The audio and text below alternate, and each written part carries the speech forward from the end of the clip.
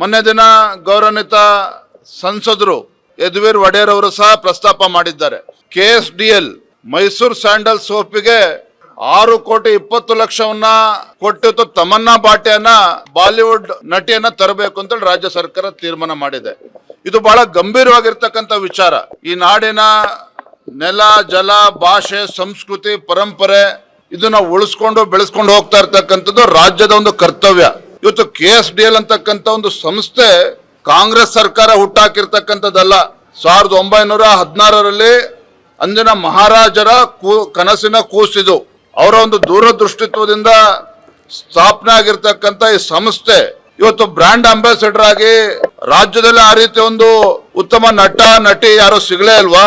ನಾನು ಮಂತ್ರಿಗಳ ಹೇಳಿಕೆಯನ್ನು ಕೂಡ ಗಮನಿಸ್ತಾ ಇದ್ದೆ. ಪರಿಣಿತರ ಸಲಹೆಯನ್ನ ಪಡೆದುಕೊಂಡ್ರಂತೆ. ಇದಕ್ಕೆ ಯಾಕ್ರಿ ಬೇಕು ಪರಿಣಿತರ ಸಲಹೆ? ಯಾರು ಪರಿಣಿತರು? ಯಾವ್ದ್ರಲ್ಲಿ ಪರಿಣಿತರಿದ್ದಾರೆ? ಇದು ರಾಜ್ಯದ ಜನ ಪ್ರಶ್ನೆ ಮಾಡ್ತಾ ಇದ್ದಾರೆ.